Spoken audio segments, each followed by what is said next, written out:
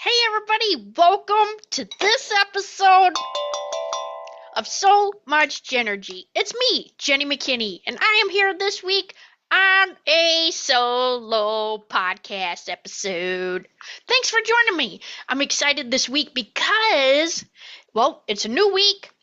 Energy's been crazy. How have you been feeling? So good. Have you? I don't know. It's been pretty intense. We've had solar flares. Um, so I'll put a resource down at the bottom of this episode to help you out with that. I follow a lady named Maria, and she talks about the solar flares that are affecting us in our energy right now. So if you're having random body pain, getting really mad for no reason, that kind of thing, those things are affecting us right now. So she talks about that. I'll put that resource down below. Click that. It's like a 12-minute video. It can be super helpful for you. So we're continuing on with our mediumship series from now until the end of June, because Caz Dukes is coming, and we want you to have all the information in case you're interested and you want to join us. This is Caz Dukes is my personal mentor and a mentor of a lot of my mediumship friends. She helps with psychic abilities, mentoring, one-on-one. She has group trainings. She's amazing. We've actually had a podcast on here together, and so she's going to be here in June. I'm so excited for her to come over from Europe and just be in the room with her. She is one of those people that have a loving motherly vibe, and motherly in the sense of mediumship motherly. So not like trying to be your mom, but she will jump in there to just be so loving and gentle, and but push you because it's scary to do things that you're not sure what you want to do, and it's just going to be a great time. So I'll put a link at the in this episode for more information. If you'd like to register, spots are limited and the spots are filling up pretty fast. So we want to make sure that if you want to be there with us, that you can be there. So she's doing a 2-day workshop.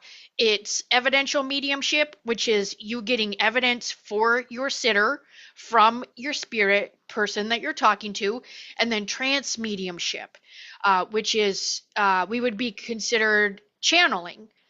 That's channeling here. That's we call it that channeling in the U.S. They call it trance mediumship in the U.K. And yeah, I'll tell you, I was very hesitant about that, kind of scary. And her and I've been working on that each week, and oh my gosh, I'm telling you, it's a game changer. So it's allowed me to have a different connection with spirit, and I'm so excited. So with that being said, I want to talk to you today about the ethics of mediumship. And why is this important? Well, because as a medium, or as somebody who can connect with the spirit world, we can hear things, see things, know things. We get information from them.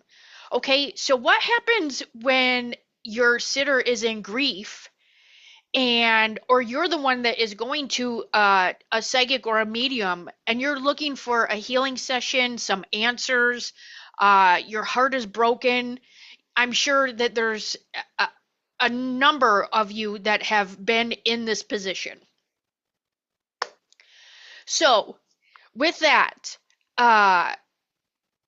there comes the serious question: what responsibility does a medium have?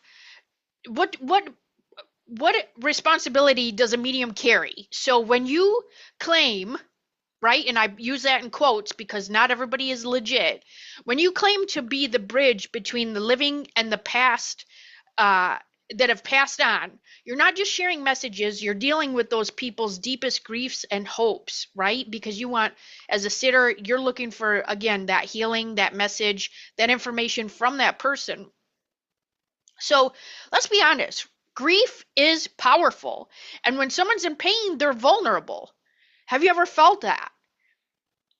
If a medium claims to deliver a message from a loved one, that message carries weight. And I'm saying like weight, right? So imagine a mother is grieving her son, and then you go to a medium and they tell you he forgives you. That's emotionally transformative. But what if it's not real? That's so, oh gosh, does that question hurt your stomach? It hurts my stomach. What if the message is vague or even fabricated? So that's when ethics comes in to play, right? Because when someone has the power to shape emotions or decisions or even like worldviews, they need to be held to high standards. A medium might mean well, but intent doesn't cancel impact. Ooh, I'm going to say that again. Intent doesn't cancel impact. Oh, gosh. And then there's a financial side, right? Should mediums be charging money? If so, how much? Is it ethical to like profit from grief? So these are good questions. My personal opinion, there needs to be an energy exchange. And so when you have the ability to connect to the other realm, and you have this skill that you can help people with, I think the monetary exchange um, needs to happen because you're paying for a service, essentially. So let's talk about like sincerity versus exploitation. Whoa. So not all mediums are con artists, right? They're not all just Miss Cleo out there. There are a lot of people that have stepped into their abilities and their skills, and they're like, they're trying to hone those in. There's plenty of classes and mentors that I'm sure that people have gone to. And then let's say if after one reading, then they break off and they're out there doing readings for people. um, I don't know that there should be a specific timeline because everybody learns and has different abilities and skills. But I do think when you stand in your integrity, you know the answer to that. So if you are being a con artist and you go to one class and you're like, "Oh, I can totally do this," and you're manipulating people, this that's not good, right? Because karma's going to find that and it's not going to be a good look. So there are intense spiritual experiences that we can't fully explain, right? And so when those happen and you step into these abilities that you have, how do we know what the difference is between like a sincere practice and exploitation? So one key factor is transparency. So ethical mediums will often set clear expectations, and they acknowledge that not every session will produce results because as a medium, we can only give the information that comes to us. Okay, and here's where ego, we'll end up talking about ego and ability.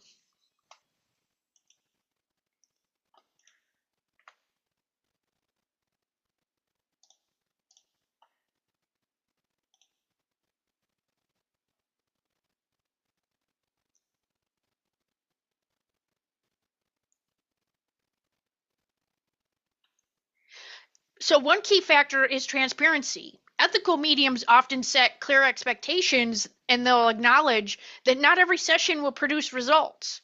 Okay, we can only give the information that we get. I can't guarantee that I can get your grandma, but I'm for sure going to put it out there and ask her if she's available. Can she, come and chat with us? We're going to avoid making medical or legal claims. And sometimes it's even pertinent to say this is for entertainment purposes only because that's essentially what it has to be signed up to. It's for entertainment. Even though you can have a massive healing, we can put that notification out there as a legal claim, as a to remove legality. I can only share what I'm getting. I'm not a doctor. I'm not a financial advisor.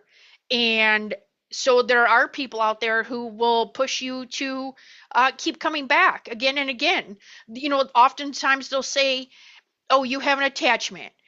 You're going to need 6 sessions to be able to get that off of you." That is not standing in integrity.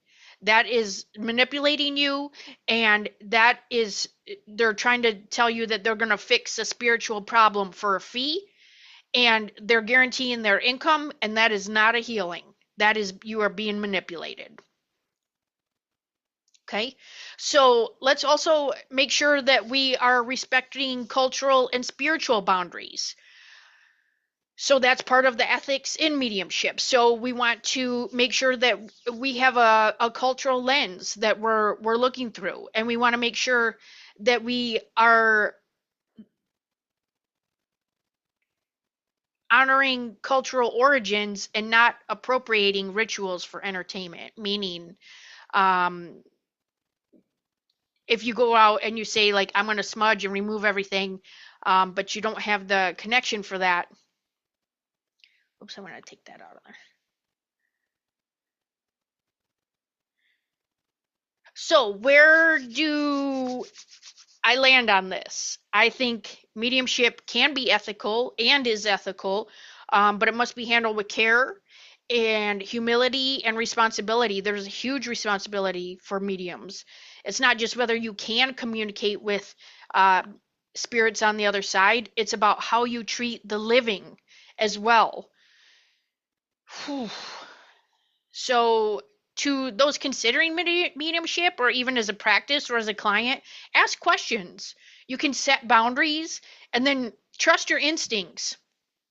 Always prioritize your emotional well being over entertainment or answers. So, you're going to want to make sure to take care of yourself.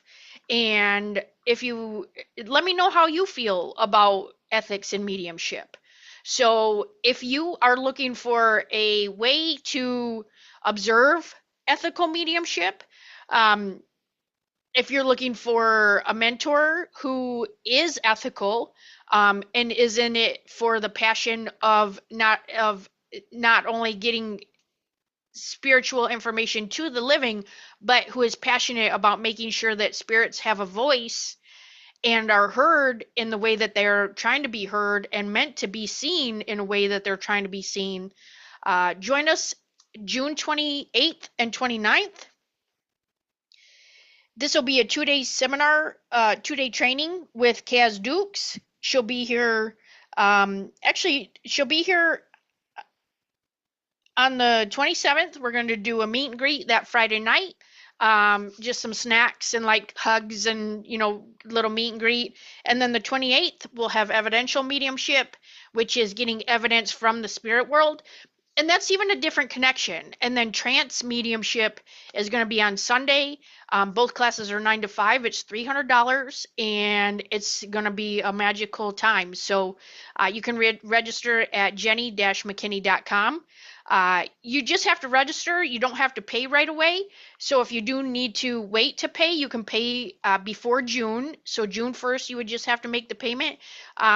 We just want to hold your spot to know who's coming and to make sure that we can get everybody in that wants to be there. So register now, and I can't wait to see you. And also, if you think you have abilities and you aren't sure, I mean, we all have the ability, but I also want to make sure that you know that you're not going crazy, you're loved, and we see you. Okay? So stand in your integrity, be the person that you're meant to be, and I love you so much. I can't wait to see you in June. Okay, bye.